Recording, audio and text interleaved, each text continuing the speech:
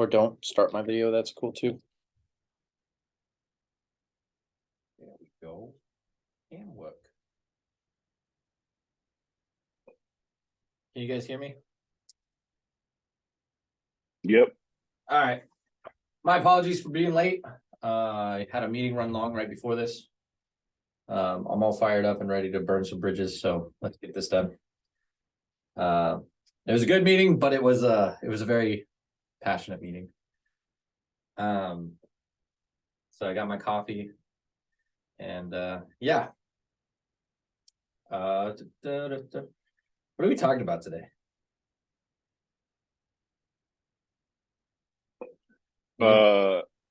John Wayne movies. Yeah, John Wayne movies. Oh, dude, I think we need to talk about the hat too. Like, oh yeah, you need to get some cred for the hat.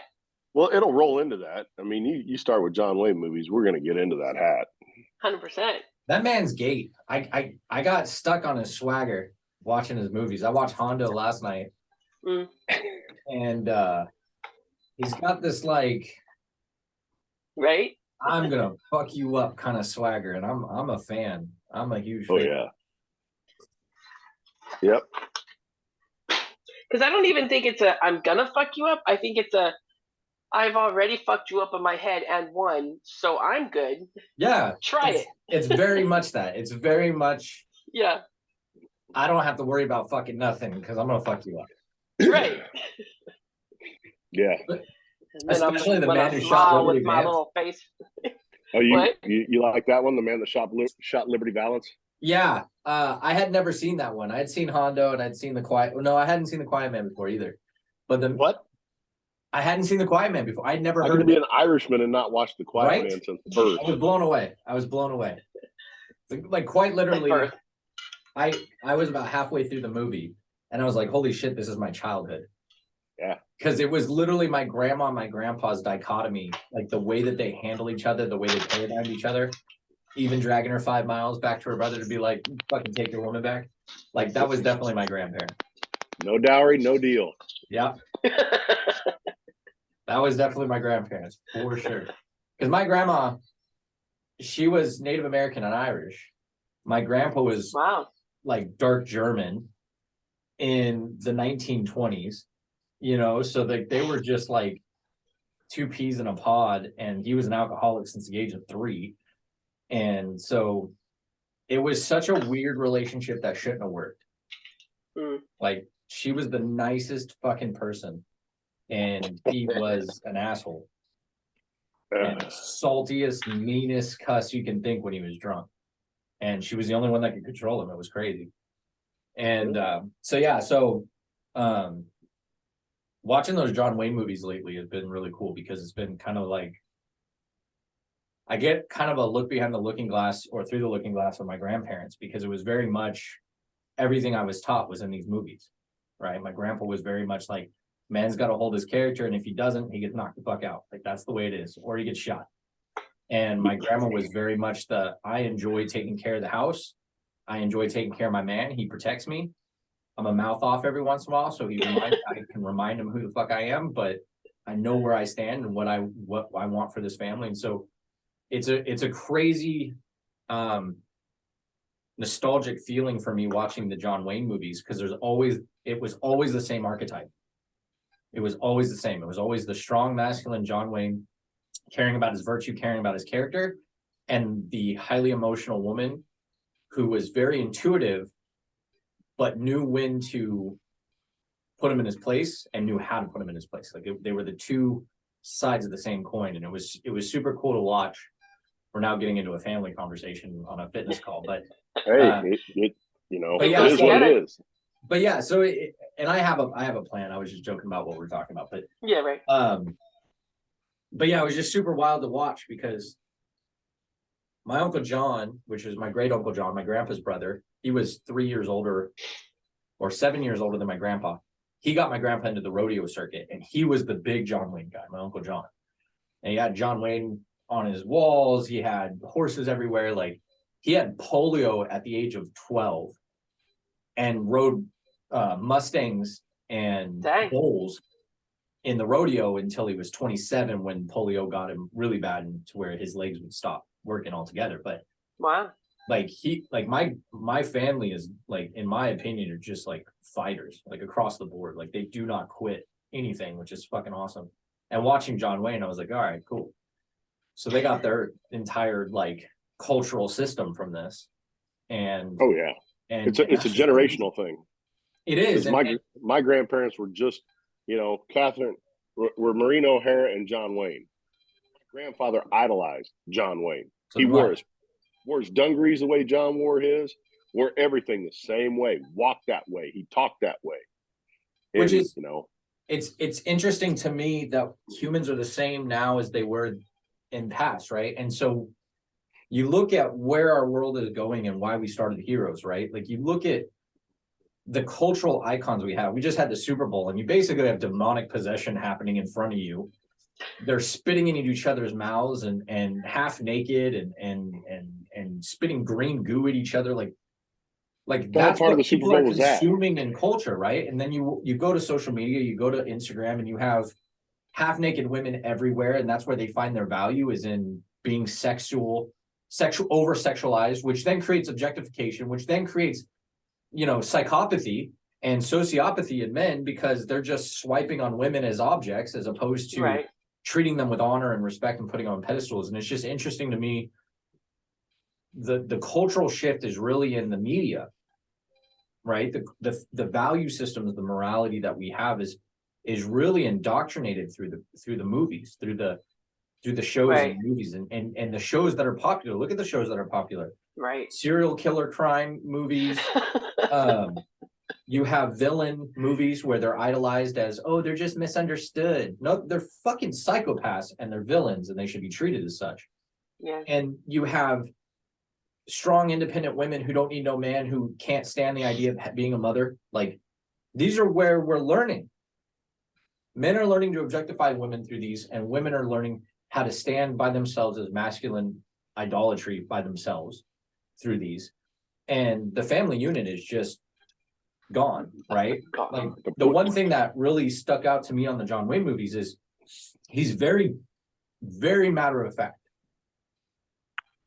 He doesn't, and obviously I align with this because I'm very matter of fact when I talk about things, but like, woman says empathy, we have to care about them. And he's like, cool, you do that and then you'll die.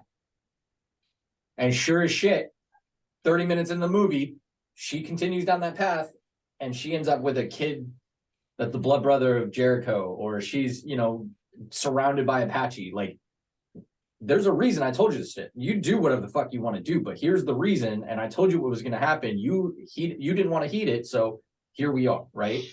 And so there's a space there where I'm like,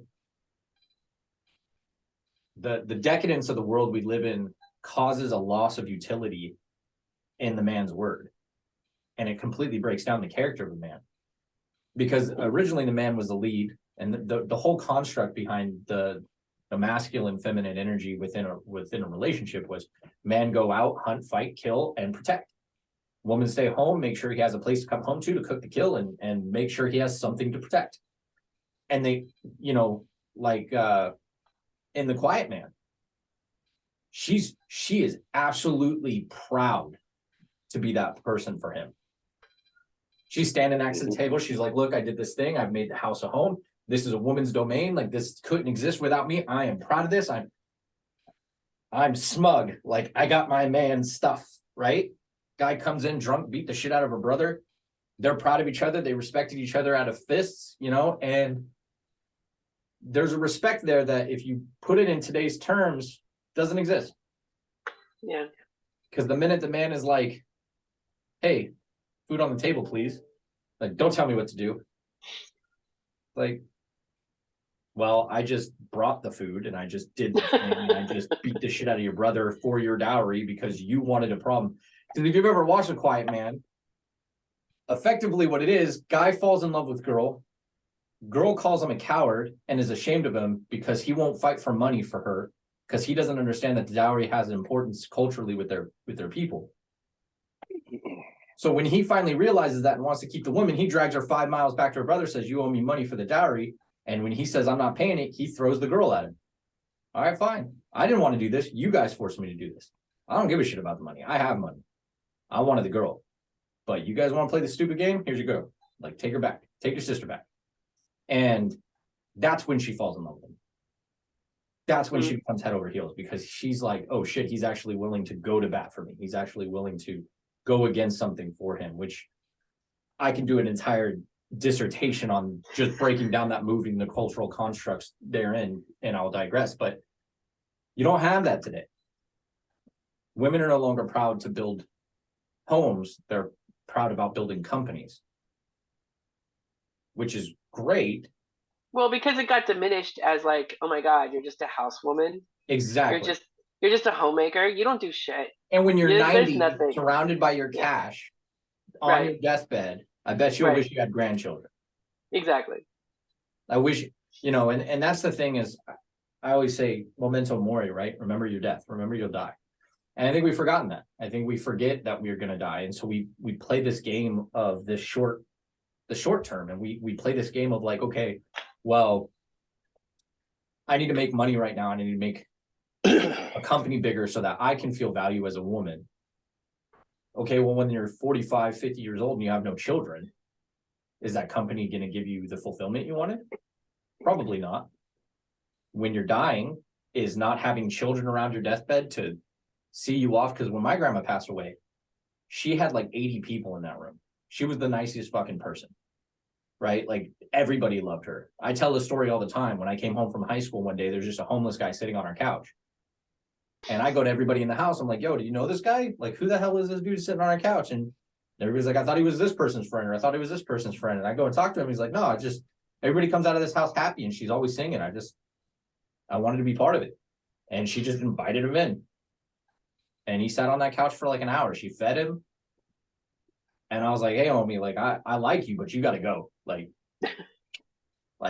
that's weird. You need to leave. Yeah. Like, I got to worry about my family thing. now, And I was like, and if you wait till my dad gets home, you're going to catch an ass whooping. So I recommend going. I was 16, 17 years old. My dad's going to come home and beat your ass. Like, you need to leave. Like, for your own self-preservation. Like, get the fuck out. Yeah. My grandma's like, oh, he doesn't have to leave. And I was like, Grandma, he has to leave. He has to leave. And she's like, all right.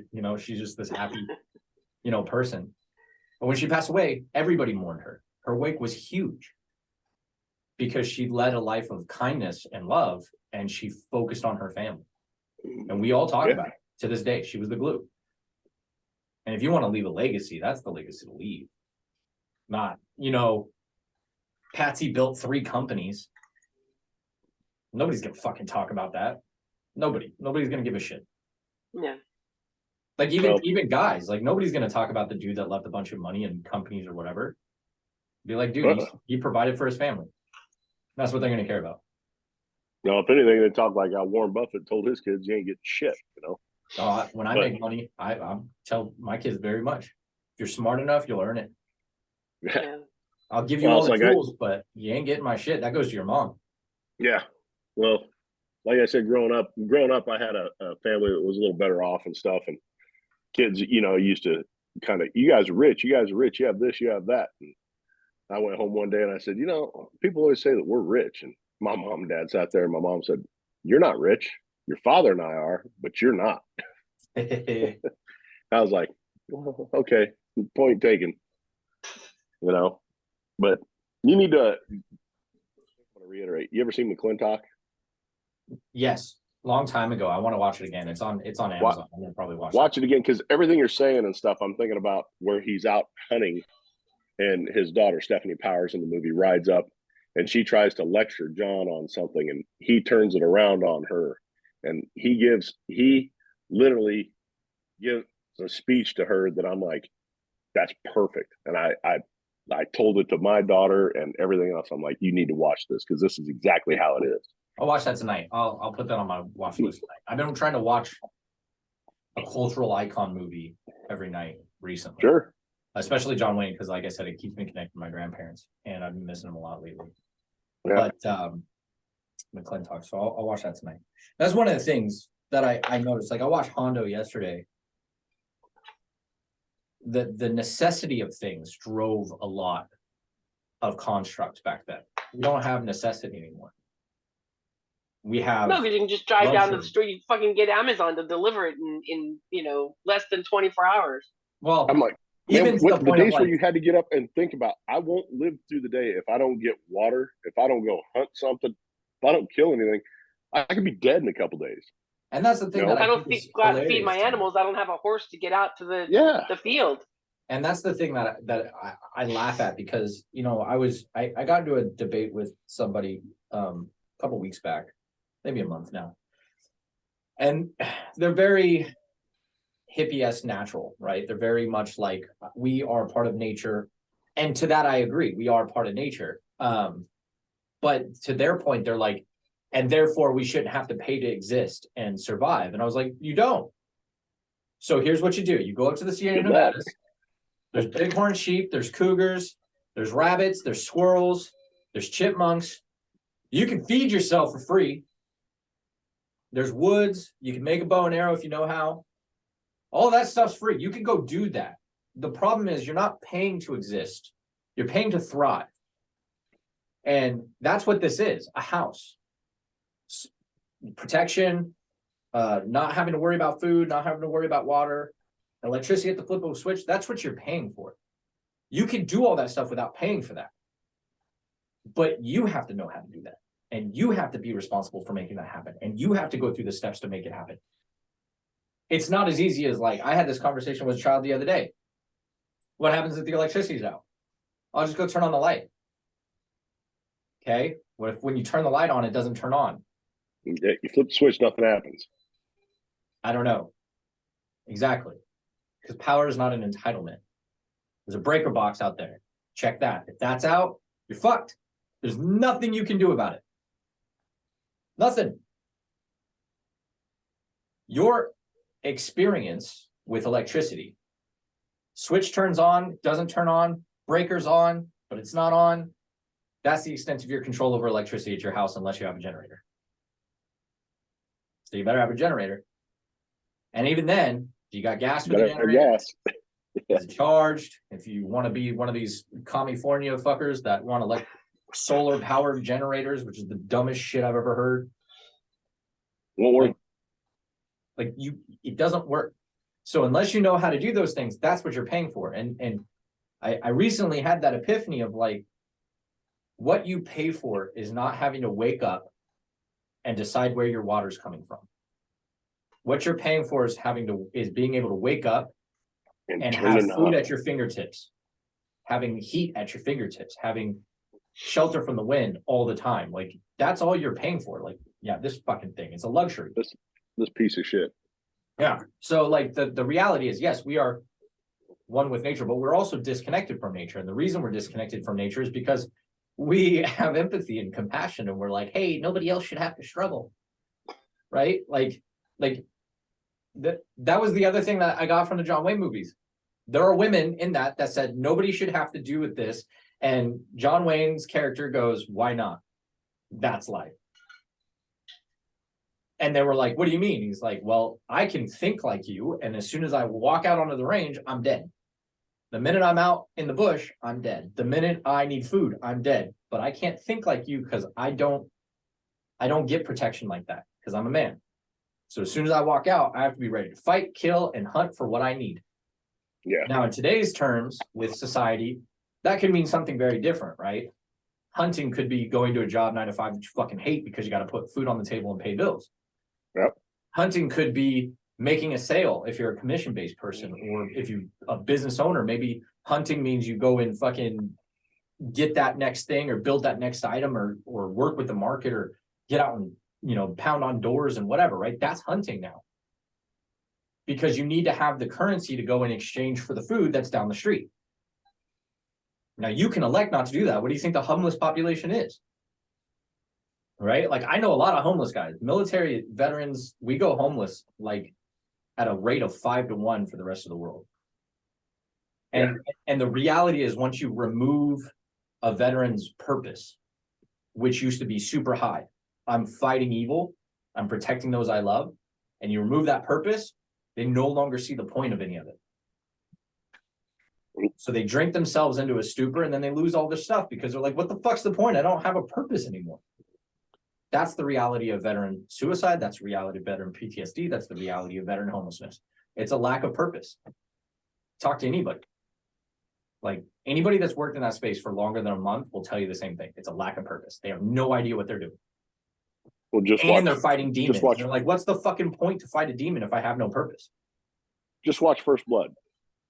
Yeah. Mhm. The very first Rambo, First Blood. Yep. It explains the whole thing. Yeah. Man that is- capable that of is- doing all these that is things, more but has true no now. purpose anymore. Right. That is more true today than it was during Vietnam era. And that says Yeah. a lot. Yeah. That says a lot. The only difference is nobody came home this generation and was spit on and called baby killers and had shit and trash and garbage thrown on them. Unless you went to Vietnam college vets- after. The Vietnam vets did. Yeah. Yeah, Unless well, you went yeah. to college after you got back from Iraq or Afghanistan. Yeah, but I fault Because I the did. I vets went to for not college. I went to slaughtering college those after I got fuckers. back, and I got called a baby killer by teachers. Oh, really? Mhm. I would have walked right down to the teachers. If I you- got kicked out of that if you think me- class. If you think me killing babies was I bad, got what do kicked you out of a see lot what of I'm gonna classes. do to you? Actually. And it's funny too the amount of insulation that this country has. I wrote a true story. They said write a nonfiction story. I wrote a true story. I was working through my PTSD at the time, and I wrote a true story. And they said that never happened. I And lived I was it. like, I lived it, bitch. Like, the fuck you mean it didn't happen? Like, no, I said to write a true story. There's no way that this stuff happens. I'm like, You calling me a liar? you're a fucking idiot. You're Yeah. fucking stupid.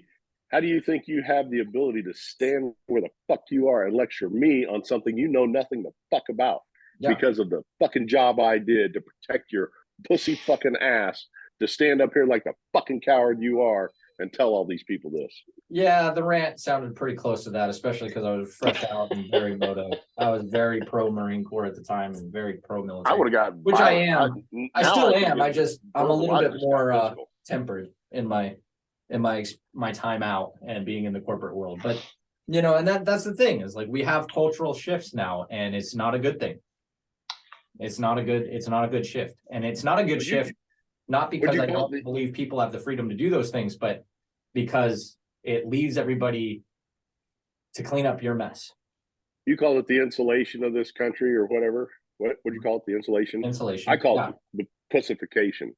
It's the same thing, right? Yeah. It's the idea that evil doesn't exist because you haven't experienced it, right? It's Yeah. the idea that I don't have to be prepared for a survival situation because I've never had to have one before. These are the same gonads that turn on a Marvel's movies and think that shit's real. Yeah, Well, I evil could was- never exist because Captain America would never let that happen, And it's like, Yeah. you out of your fucking mind? well, that's why Captain America. I am exists. Captain America, you fuck. Yeah, like that's the thing, right? Like the reason Captain America exists is because that evil exists. Now, the problem that I have with this, especially with men, is they'll watch these movies, eating Doritos with Cheeto dust on their fingers, jacking off with it, and making their fucking dick orange, and thinking I could do that. No, you couldn't. You fucking couldn't, right? And a lot of times, like there's a phrase that I hear a lot in Hollywood and culture, and it drives me absolutely fucking bonkers. It's representation. We need to have representation in our movies so people feel like they can see themselves in the movies. Well, then they shouldn't have fucking Cheeto dick and they could see themselves in the movies. Go to the fucking gym and you can see yourself in the movie. I have never looked at a black character and been like, oh, I can't relate to this person because he's black. Is he a badass? I can relate. I don't give a fuck if he's black, white, Mexican. I don't care. He's a badass. I'm a badass. I can relate. The difference is identity politics, and I'm getting on my soapbox about politics here, but identity politics and framing people into this core mechanism of things you can't help, right? I can't change my skin tone. I can't change my background. I can't change my culture. I can't change my parents. I can't change my bloodline. I can't change what my ancestors did. I recently found out my great-great-grandma was a Nazi sympathizer. Like, I can't fucking change that. It's why my family distanced themselves from that side of the family. Like, I can't change that. But there are people that would want me to feel bad for it, even though I never knew that. I'm 34, 33, whatever the fuck age I am. And I just learned. And now I'm supposed to feel some kind of guilt towards that stuff. It's like, no, because you're identifying yourself with something you can't change, which also robs you of responsibility. Right? My black friends, black people time. I don't have to be on time because I have black people time. Like, no, you're just an asshole. Period. You're just an asshole. Because you don't respect the people that you're telling you'll be there on time for enough to show up on time. I'm okay with that. I'm good with you being late. I'm good with planning 5 minutes ahead of you to know you're going to be late because I know you're going to do it. But don't blame your fucking skin tone. That's a personal choice. Yeah, it has nothing to do with the color of your skin. It just has to do with the fact you're a douchebag.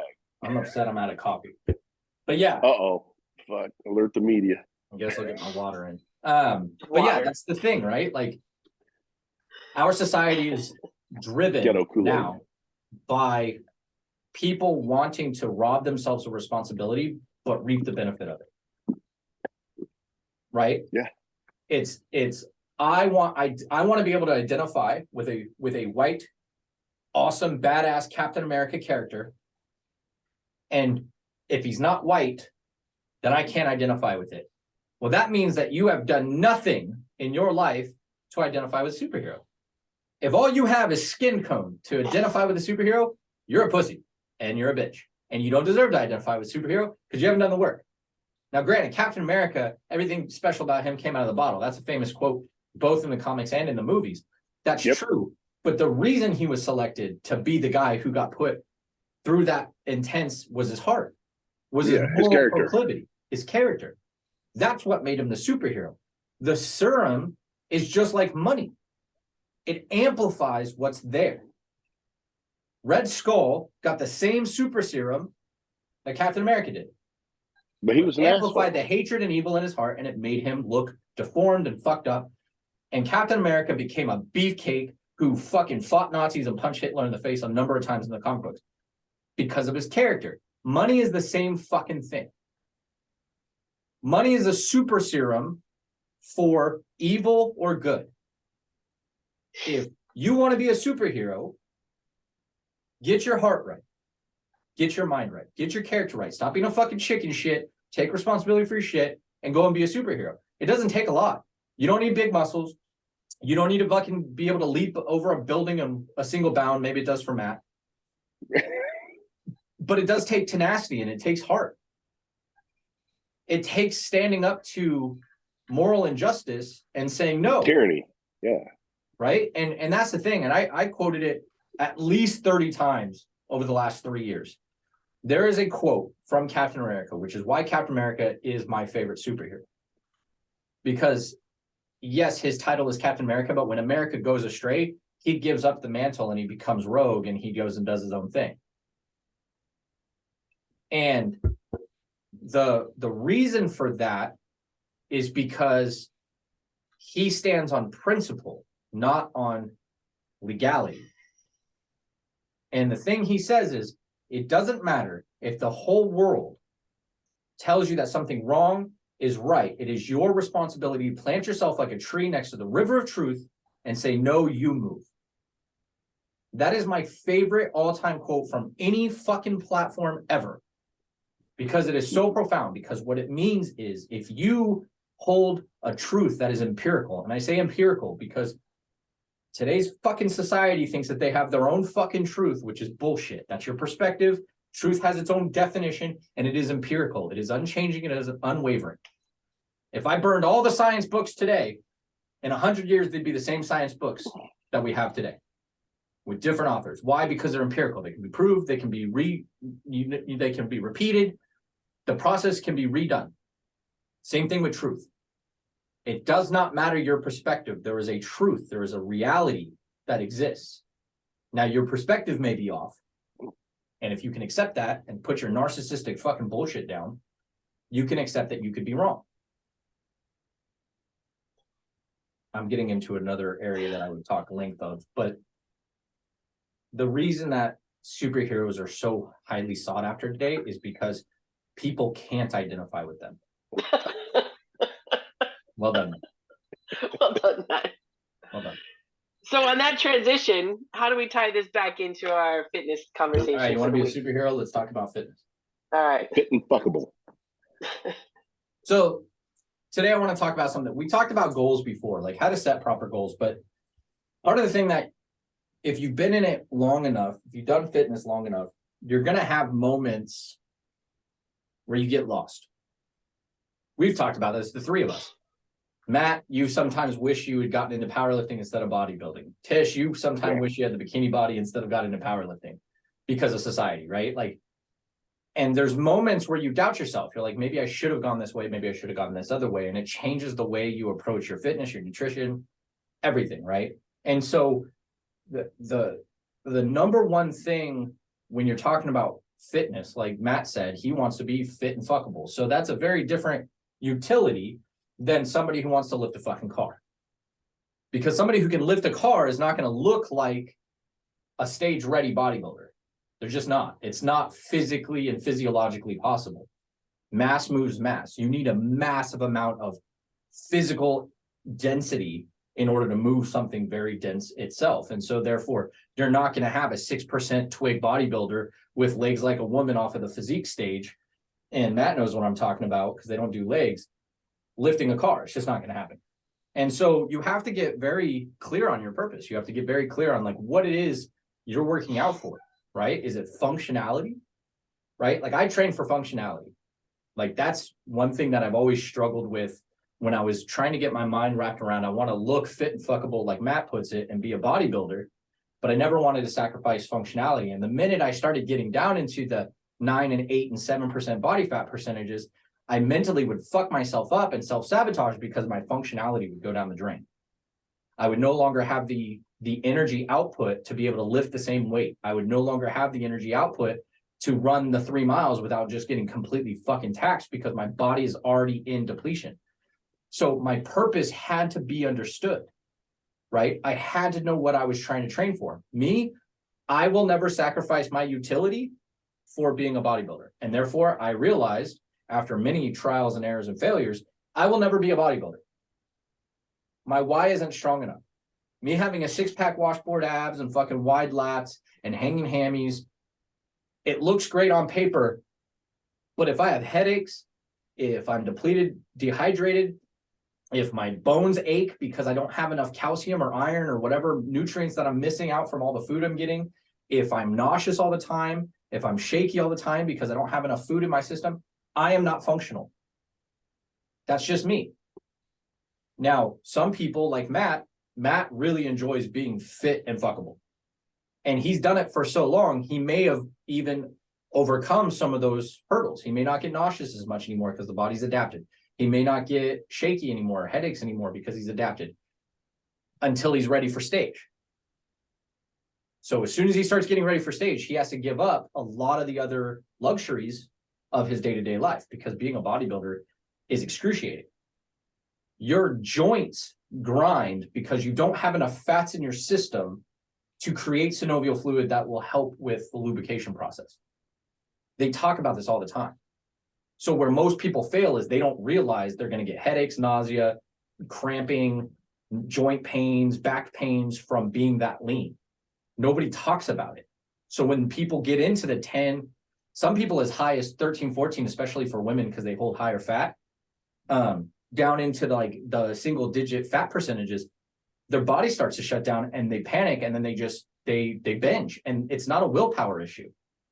Their body is going into survival mode and they don't have the necessary equipment and knowledge to mentally prepare to say, no, I'm not going to do that.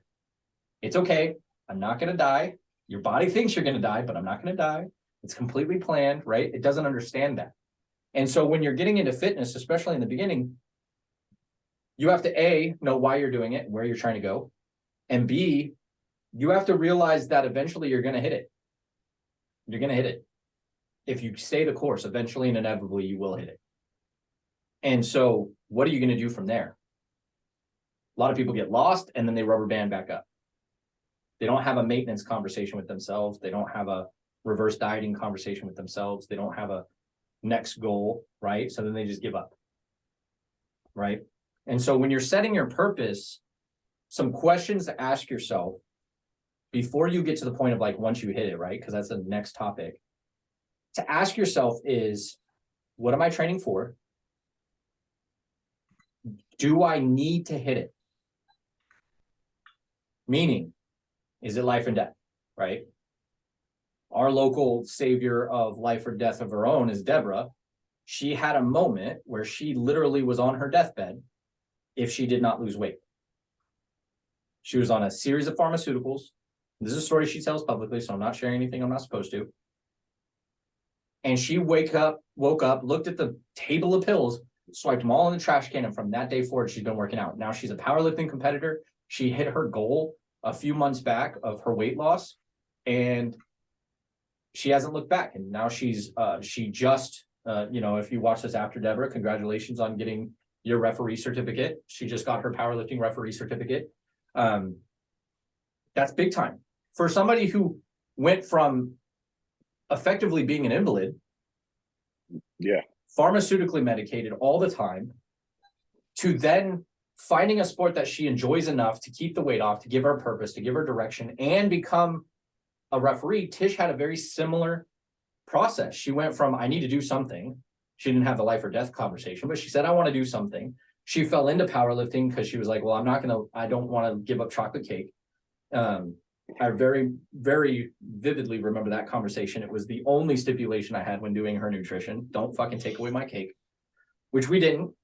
And we move forward. And now today she's internationally, nationally ranked. She's a referee herself. She's hosting her own event. This Saturday we have the event, which I'll be at, loading and unloading plates. Thank you for that, Tish. And then at the end of it, we'll talk. Or rather, you'll talk. I'll be spent. But You'll be spent. I'll be spent.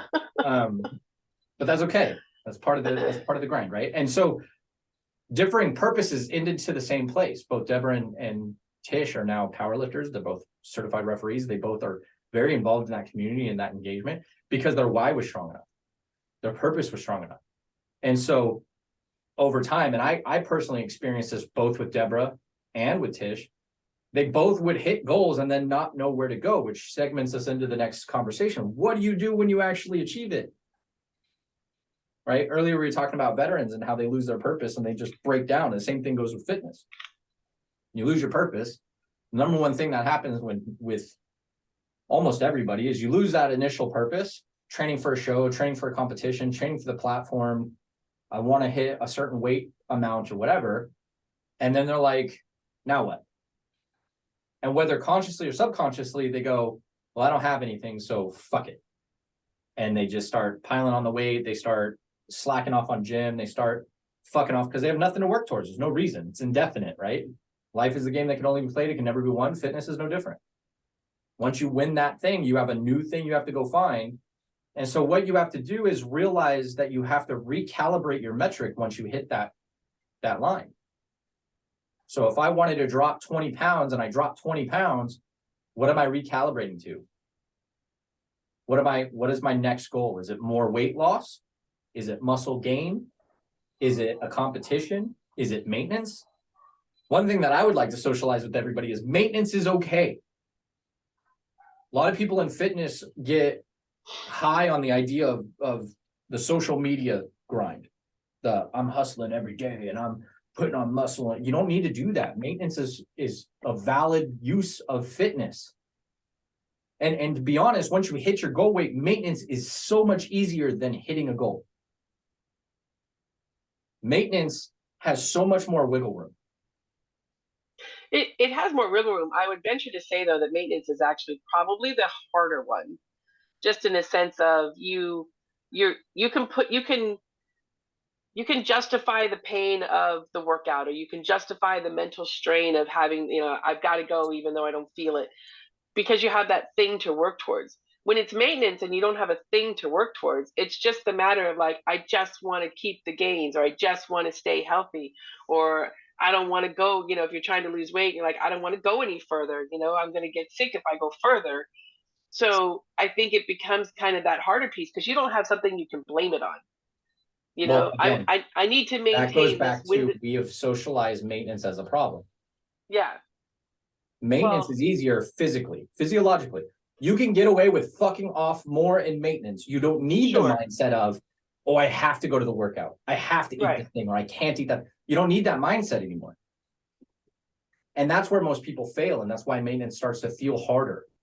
Because the only metric that they've had up to this point is I got to hit that date. And therefore they can look at it from the scope of, if all I got to do is hit that date, then I got to do everything perfect until that date. But when there's no date, when there's no lift, when there's no competition, when there's no whatever, it's an indefinite date. And so they feel they have to carry that perfection indefinitely. I have to be at the gym. You really fucking don't. You can literally do a walk 3 times a week and hit the gym once a week and you will maintain. Just don't eat a bunch of shit. You want to eat a bunch of shit? You need to go to the workout. I won't be able to maintain this though. No. And that's the thing that, again, calibration. Everybody's different. Me, Sophie talks about it all the time. She's like, it's crazy how disciplined you are at the gym. I don't miss gym. I'm at gym. Unless I have a rest day, and even then I'm fucking pacing because I want to be at the gym. And she's like, it's so disciplined. It's not discipline. It's habit. When I don't go to the gym, that's 2 hours unaccounted for. Yeah. That I now have to recalibrate the day around. And then my brain goes, you lazy piece of shit. Go find something to do. You got to move. Use the energy. You ate a bunch of shit. Go move. So I go move. Right? I made a cutting board. I made this hat. Like, I got to do shit. I can't just not go to the gym. And lately I've been getting to the gym late. And so I've been opting not to go to the gym because it's fucking packed. And I don't feel like arguing with people. And it ruins the mind space anyway, which is the whole reason I'm going. So I got into my little garage and I get a little frustrated because I don't have enough weight to lift heavy and I want to lift heavy. And so I just do functional workouts, right? So it's calibration. Everything is hard. Whether you're targeting competition or you're targeting maintenance, if you calibrate it improperly. 1000%. When you have a goal, calibration's easy. Because it is by nature the goal. So then you reverse engineer the goal. I got to be at 185 pounds with 15% body fat by this date. I got to be able to lift 300 pounds by this date. Then I backdate that back, and every 2 weeks I need to add 5 pounds to my lift.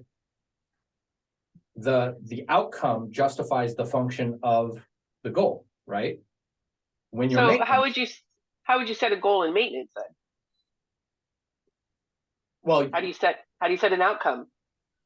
I believe three- you should still have a progressive maintenance plan because your maintenance should progress, right? Like just slower. If I'm maintaining and I say my maintenance is I got to run a mile a day. Well, by about month 1, if you're running a mile a day, that mile is going to be the easiest fucking thing in the planet because your body's just going to adjust. That first 3 weeks is going to suck nut. You'll be like, it's hot, I'm itchy, my joints hurt, I can't breathe, my chest hurts, my side splits, I got fucking shin splints. Like, name it off, it's going to happen in that first 3 weeks because you're putting your body through rigorous activity with a lot of impact over time, right? But about a month in, you're going to be like, all right, I hit a runner's high, I'm good, I don't feel the pains anymore. Now you can maintain that, right? And that's the other thing I would socialize is maintenance does not mean stagnant. Maintenance is not stagnant. It's also a chance for you to let your body kind of mend. Yeah. That's how in bodybuilding, when I go into a maintenance, it's really a deload. And I'll say, okay, I'm going to take the next 4 weeks to deload everything. I'm going to cut the weight by, 30%. And I'm going to jack the volume up. I'm going to let my joints heal. I'm going to let my liver heal, my kidneys heal. I'm going to kick the water up to 2.5 gallons a day now. And yeah, it's like the weight's easy, but joints and everything still hurt when you're starting out. And like you're saying, Tim, running and stuff. By week 2 or 3, though, my joints don't hurt anymore. My body fat has stayed the same. Everything in the mirror and on the scale looks good, and the weight's becoming easier. My body's no longer in pain. So 2 more weeks of this, and then we go back to the grind. We kick the food up. We kick the weight up. We're going to get after it. But see, your calibration is still sport focused. Yeah. Well, Which is no, good. because It I is. don't compete anymore. But it doesn't have to be compete. You want to be ready to compete. I want to be unfuckable. And in my mind, this is what functional is, because like you said, my body's become so acclimated to this form, this style, that I couldn't go. It would take me probably several months, if not years, to do what Tish does. My body's just not equipped for it anymore. It's not used to that. And it would be I look like a goofball at 275 pounds going, hey, watch everybody. He's going to try and deadlift 225. Now, for me, it probably isn't that heavy, but my form is completely fucking wrong, and chances are I'm going to injure myself. Well, you're 6 foot fucking something, and you're lifting anyway because your levers are just fucked anyway. But, nothing's but right for deadlifting for me. To get back on topic here, you just heard from two different places, right? You have tissues like, maintenance is hard because I don't have anything to target, and therefore, what do I eat? How do I eat? Whatever. How do I calibrate that? Matt is like, I need to recover. So my calibration is once I'm no longer in pain, I go back to training again. So his maintenance calibration is fundamentally indicative of a feeling, right? Of auditing his body. Tish's maintenance system is harder because she doesn't have a calibration system in her body. Her calibration system is necessarily more like, well, what do I do now? Right. And so if you miscalibrate, if you miss a mark on calibration, you're going to be chasing your tail a lot. Right. I did this a lot when I first started in fitness. I was like, I want to be a bodybuilder, but I want to lift 700 pounds and I want to, run 3 miles and the function, I posted in the portal this morning, like focus on one thing, don't multitask. And that's effectively what we do. Shiny penny syndrome with fitness. You see somebody lifting 500 pounds, especially as a dude, you're like, I want to lift 500 pounds. But without the knowledge and the awareness and the understanding of like, he lifts 500 pounds because he puts in 7,000 calories of high processed sugary foods to put the mass on, to hold a little bit of extra fat so that his joints can work properly. And he's shorter than you with levers that'll make that a lot easier. And he puts in the work of just lifting 3 to 5s, and you're over here eating chicken and rice, lifting in 20s and fucking running 3 miles. Like, they're not correlative. They're not going to work. You're literally at odds from each other. You're literally over here trying to look good and skinny and whatever. And this guy over here doesn't give 2 fucks about that. He's just lifting for strength. And there's an old adage that's called the swimmer's body myth. People see a swimmer's body, they want the swimmer's body, so they start swimming. The myth is they got that body from swimming. That's not true. They got that body from genetics, and they became a swimmer because they had the body. Same thing with powerlifters. Shorter powerlifters do better on deadlifts than taller powerlifters because their levers are different. So genetically speaking, their predisposition is to lift a heavy ass deadlift, which you put them under a squat and they're fucked because they can't sit into it as much because their upper thigh is not big enough to lever them back to leverage the physics appropriate. Or they have a smaller arm span because they have shorter arms, and so their bench is tighter and it's harder for them to get under it. These are mechanisms that people need to understand exist in the real world. You can talk about fair and blah, blah, blah, blah, blah, blah. And you can overcome them somewhat with hard work and proper training and a good coach and things like that. But you're always going to have that predisposition. And so when you're calibrating what you're trying to do, it doesn't matter if it's maintenance or a competition for lifting or a competition for bodybuilding, or you just want to be magazine ready. I don't fucking know, right? Whatever that calibration is, it has to come from the place of what is the outcome I'm trying to achieve? What are the hurdles I have to overcome to get it? And what am I willing to do to get there? Those 3 things is how you calibrate. What's the outcome? What do I have to overcome? How willing am I to do it? This goes back to the purpose conversation earlier, right? Like why? Your why is fucked. Then all that pain and all that stuff is not going to be there, right? I did this a long time. It'd be cool if, right? And a lot of people talk like this. It'd be cool if I had a 6-pack. It'd be cool if I was strong. It'd be cool if I was magazine ready. It would be cool if I was a Fitspro Instagram model. Like people do that shit all the time. It'd be cool if. And then they realize how much fucking work it is to shovel down 12 ounces of chicken and a half cup of rice in a single sitting and do it again in 2 hours. And then they're like, fuck, it wouldn't be cool if, because I fucking hate chicken and rice. So that why question, how willing are you to go, like, what are you willing to do to get there is very critical. But in order to calibrate, you really need to know what your outcome is, and you need to know what your hurdles are, right? If you're a power lifter and your outcome is to become thin, one of the number 1 hurdles you're going to have is I'm going to lose my strength on my lift. This is why bodybuilders can't go to powerlifting and powerlifters can't go to bodybuilding once they get the bug. because the earworm that they got is, as a bodybuilder, I got to have a 6-pack. All right, well, to have a low body fat percentage, you're not getting a 1,000-pound fucking deadlift. Just not going to happen. Because to keep the 6-pack, you have to lower the food. To get the 1,000-pound deadlift, you got to increase the food. They're at odds with each other, and vice versa. If a powerlifter wants to go to bodybuilding, they have to give up the 1,000-pound fucking lift to get lean. They don't want to do that. So what are you willing to do to get there? Now, I've seen people do it. I've seen powerlifters become bodybuilders. I've seen powerlifters become powerlifters become bodybuilders and bodybuilders become powerlifters. But it was because they completely turned off the switch. Like the guys that I know that went from bodybuilding to powerlifting stopped following all bodybuilding shows, stopped following all bodybuilding friends, stopped following that entire organization, stopped following that sport altogether. Because the reality is, every time they see their buddy where they used to be leaner than them on a competitive stage, still being lean, and they got a pot belly from ramen noodles and fucking, peach rings because they want to go and lift this, 750-pound lift, it bugs them. I used to have a 6-pack, so they have to completely switch off of it, right? They have to switch off of it. And Tish, you're laughing at the meals that I said, but those are high value meals in powerlifting. Right? Peach rings have carbs and sugars, which spike the insulin, which are great for generating quick, efficient power. Ramen noodles are high carbs, high salt, which are going to help with explosive power as well. So again, calibrating, right? Because I talk with people all the time about nutrition and things. They're like, oh, that's not healthy. I'm going to tell you right now, you drink enough water and you lift heavy enough, no amount of ramen noodles are going to affect your health. Not going to happen.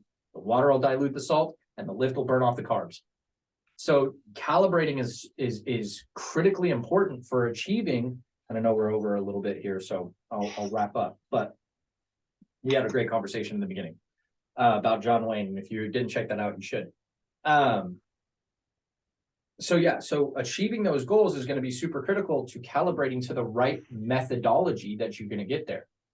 And now that calibration for like what happens when you miss it, what happens when you hit it, why you're getting there really comes down to, like, once you get there, what about overtraining? I hear this a lot. Oh, I don't want to do that because I overtrained. Two things. Human body overtraining is fucking hard to hit. It is ridiculously hard to overtrain the body. Mentally, you can fatigue pretty fucking easily. That's the thing that people mistake. It's the same thing with food. Most people aren't hungry, they're bored, but they don't know the difference because they've never had to strive or survive long enough without food to know the difference, right? Going back to our insulation conversation. If you've never been held awake because you're so nauseous from not having food, you don't know if you're hungry or bored. If you can sleep, you're not that hungry. Just tell you that right now. I've been there. But that's not to say you're not going to have energy. Right? Overtraining physically is very, very difficult. The body adapts to overtraining very, very, very quickly. The only time you would have a problem is if you're experiencing rhabdo. Rhabdo is a lactic acid buildup so much from high intensity workout for too long that your liver and kidneys can't process it, and then your body starts to shut down and you go into renal failure. The cases of that yearly, especially in America, is like 100. There's like 83 in America every year of rhabdo. It's always CrossFitters. It's always CrossFitters. And the reason for that is because they do things for time under weight. And therefore it doesn't give the body enough time to deplete the lactic acid naturally. Powerlifters will never have fucking rhabdo, ever. They will have mental fatigue. They will have central nervous system fatigue. Generally speaking, they're not going to have muscle fatigue. You put 5 minutes in between a workout, and all of the competitive competitive powerlifters I've ever met say the same thing. I am fucking tanked in the gym, and as soon as I walk out, I felt like I could do 5 more sets. Because in the gym, you're mentally fatigued. Your central nervous system is tanked. And if you want to develop adaptation and strength, you need to leave when that happens. But your physical body could keep going. And the way that you look at this is, if you're in the gym and you're at the end of your set and you're fucking tanked and a fucking zombie shows up, you'll have the strength to fucking go. I guarantee you. That's a completely different system. Same thing if anything that kicks your adrenaline into high gear. Your muscles are ready to go. Central nervous system, on the other hand, is not ready to go. So critical thinking skills, logic, the ability to function, those go out the window, right? And that's why special forces guys, they train under those situations. They call it progressive overload training. And I know powerlifters and bodybuilders have this methodology of functional training and progressive overload. It's not the same as military progressive overload. The way they do it in the military is they teach you the fundamental skills, and then they add little things to make it harder as they go. So it's like fundamental skills, then it's fundamental skills while tired, then it's fundamental skills while tired and hungry, then it's fundamental skills while tired, hungry, and cold, and then fundamental skills while tired, hungry, cold, and being shot at, right? Like that's how they progressively ramp you up and overload your central nervous system so that no matter what chaos is happening, you're ready to go. It's about your brain. It's not about your body. Your body will want to quit because your brain wants to quit. But if you can get your brain to want to keep going, you'll keep going. And so overtraining is a myth in most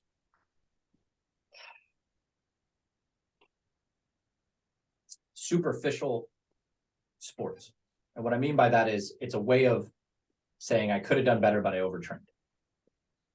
Right? It's a way of admitting you took second, not because you didn't do the work, but because your body shut down on you, right? It's a way of robbing yourself of responsibility when you fail. What we should be saying is, I should have taken first, but I was mentally weak.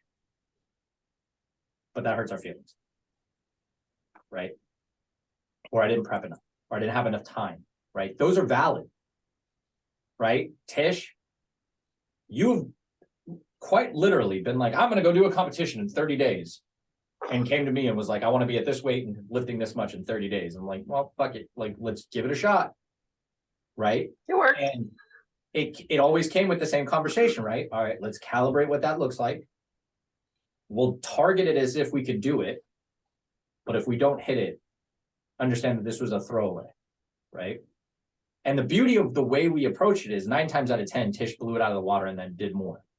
Mostly because I know Tish doesn't tap that spot very much of her upper limit and potential. Because her confidence isn't there, which she's gotten a lot better at. Hence international platforming. But she'll come to me and she'll say 30 days out, we want to do this, I want to lift this much. And we'll usually put about 20 pounds more, or 10 kilos more onto your lift than what we planned on day of. Because even in training, you can't plan for the adrenaline rush, the fact that you're only lifting once instead of multiple times. You have a bunch of people hyping you up. You don't want to lose your own fucking competitive nature, right? Like there's a lot of factors that go in day of. So we can hit it, but we keep it realistic, right? You don't come to me 30 days out and go, I want a 500 pound PR. It's like, yeah, you've never cleared, 400. So that's a little rough in 30 days, but we can give it a shot, right? But we calibrate it down. And so the number one thing I would say about overtraining is don't worry about it. It's okay to be mentally fatigued. It's okay to have your central nervous system kind of shut down. A lot of people call this the fog, especially powerlifters have the fog, right? They lift and then after they're just kind of like, I need food. Last night was bad. I don't really give a shit. That's why I usually see I'm some of them talking and guys go feed down. me. Like Some of these that's about powerlifters what you lift get from stuff heavy powerlifting. and then boom. Yeah. Like CNS is real. Like CNS fatigue is real. But I will tell you this right now, a good night's sleep will fix CNS fatigue. 100%. And a lot of people think that it carries over. It's like, because you're not sleeping. Yeah. If your CNS fatigue is lasting more than a day, then you're not sleeping. Right. Yeah. Or you really have overtrained. And I'm going to tell you right now, the only time I've ever actually seen that is in the professional powerlifting space, lifting 800 plus. Right. That is overtraining. That is putting your body to the nth degrees. And I'll tell you this right now, when they overtrain, they're getting bruising from benching. They're getting bruising from just the weight under their quads. They got bruised hamstrings. Like that's overtraining. But if you don't have any of that and you're still holding a conversation with somebody after your lift, you didn't overtrain. Yeah. So don't worry about overtraining. I know we're 7 minutes over, but if anybody has any questions, I'd be happy to answer them. I know we kind of got a lot off topic, but this has been fun. Been a good one. Good call. Yeah. Now, the only question that came through to me was the one on the maintenance piece. Yeah. And it's If you're one of those people, I would expand on that. If you're one of those people where maintenance is difficult for you, then that means you're goal oriented, and that's not a bad thing. That should be one of your calibration hurdles that you identify. Yeah. What is one of the hurdles? Well, like that I have a become client. goal-oriented? I have a client that was in that weight loss space, and the discussion was, okay, well, what does maintenance look like? You know, because they don't want to go too far. So what does maintenance look like? If you've been on a mental space of losing weight or dieting, how do you turn that dieting back into a place of a maintenance piece where you're just like, you know, this person at 3 weeks has been the same weight. And they were like, I don't know, like I've been at the same weight for 3 weeks. I'm like, that's amazing. Like a maintenance place of the same weight at 3 weeks, like you've maintained that for 3 weeks. That's fabulous. Yeah. You know, that so getting them past that mental piece was the piece of like, you have to understand like that is just as important. You know, it isn't a failure in the mental sense of, well, I didn't do up or I didn't do down or I didn't like be okay with the fact that maintenance means that sometimes there isn't movement, which is good. You didn't go down, you didn't go up, you know, you maintained this space that you were trying to be in, so you are doing all the right things consistently to be able to maintain that space. And I think one of the things that gets lost, especially, I was thinking about this the other day. I was going to make a post about it, but I couldn't get the words right. Our society is built on fear and shame, shame, Yeah. right? And it's sad. It's, you know, the people make money, and this is where I struggle with heroes because I refuse to do it, right? I could easily make people feel ashamed of who they are because they're not where they could be. I could easily make people feel guilty for not, you know, going to the gym because they have children. I could easily scare people into the shoulda, coulda, wouldas that could potentially happen. I could do all that. I just don't believe in it. And part of that comes from when you start talking about maintenance, there's only one factor in people's minds when it comes to fitness because of the shame aspect that the fitness industry uses. Weight, the number on the scale. Yeah. You should be Right. ashamed because you're at this number. And then when you get to maintenance, because that number isn't moving, you don't know what to do. But there's so many other variables that can be measured. Like with Matt, when he's in maintenance, it's, do I feel healthy? Do my joints hurt? Do I have energy? Do I feel depleted or not? Do I feel like I can move? Does the weight feel good? Those are much better metrics than stepping on a scale and going, oh man, I gained another 2 pounds or I lost another 2 pounds. Like that's a terrible fucking metric, especially as a bodybuilder. If I have any bodybuilders listening to this, because when you get on stage, nobody gives a fucking, other than weigh in, nobody gives a flying fuck what you weigh. They just care about, are you peeled and are you decently symmetrical? Unless you're physique, and then they just care about your upper half. But I'm not physique. I know I talk a lot of shit about physique because they don't train legs and it bothers me. Joe Laxton, I was working with him for a while. He's a great trainer, bodybuilder trainer. I was working with him. I think he's out of Iowa. Yeah. And he was telling me, he's like, you know, when you get backstage, don't look down for too long. You'll start confusing the men from the women. I was dying because it's kind of true. And but yeah, you have to expand when calibrating, you have to expand the metrics that you use. It's not about the scale, right? Like I recently told somebody, they're like, I hit my goal and I don't know what to do. I keep getting on the scale and I haven't moved. I was like, here's what you do. You take the scale, you frame it, you put it on the wall, you conquered that boss, and you create a new boss. Whatever that is. Is it competition? Is it physicality? Is it strength? Is it health? Right? Fucking put that shit on the shelf, never take it down. You won. That's your medal. The scale is the medal, right? You ever feel like you need to go back and challenge that level again? Bring it back down. But until then, find a new metric to scale it, because the reality is health is a much better metric than any other standard. And the cool thing about that is it's very specific to you. It's very subjective to you, right? Like if I talk about this all the time and it pisses people off because, well, I go against a lot of those things, but like I'm 34, 33, whatever the fuck age I am. I have no pain. Well, just for clarity, your birthday's around the corner, so that's why you keep getting confused. But no, I get that confused all year long because I don't give a flying fuck how old I am. So I get confused a lot and I get yelled at a lot because Aaron and I are the same age but a few months off. And so when I say I'm older than I am, she gets pissed because she doesn't want to be older than what I say I am. So anyway, I'm above 30. I'm not in pain. I'm not constantly pharmaceutically medicated. I manage my emotions quite well. Not bad for somebody who's diagnosed with bipolar.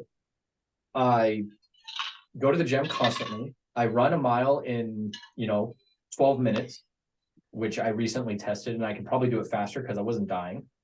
I lift over my body weight in almost every lift that I have. And I say that to people and they're like, yeah, well, you're special. It's like, no, I fucking worked for it. Like those are my metrics. I don't want to be pharmaceutically medicated. I don't want to be in pain. I don't want to be useless. I don't want to be weak. I don't want to be unable to run if my family needs me to run and my people need me to run. That is my utility. So those are my metrics. I strap on a fucking 20-pound flak vest and an 80-pound pack and I run. Not because I have to, but because that's my metric. Because one day I might need to. And I'll tell you a story. I went out with my family and we went on a hike. We took the dog, we took the boy, and we took the woman, and we went on a hike. And we got out there late and it was way too hot. And the dog got sick. Dog got dehydrated, started hiding in the shade. Now we're down the steep ravine because the water had washed it all out. Now I go to gym every day. The little boy doesn't understand. He's like, I don't get why you go to the gym. Just hang out with me. It's like, I gotta go. Never understands till that day. Down in that ravine, he starts panicking, mom starts panicking, dog starts panicking. Because it's hot. We don't know how we're gonna get back up this ravine. My dog's 75 pounds. I threw her on my back, picked up the boy, and I hiked up a 45-degree incline. Why? Because I could. What would have happened if I just panicked and not been capable? Nothing. We would have just sat there. Everybody wouldn't have freaked out. I refuse to have that moment. I refuse to have that moment. That is my metric. When my people need me, I'm capable. That is my metric. So yeah, I might not be able to lift 1,000 pounds, at least in normal circumstances. Maybe with adrenaline I might, I don't know.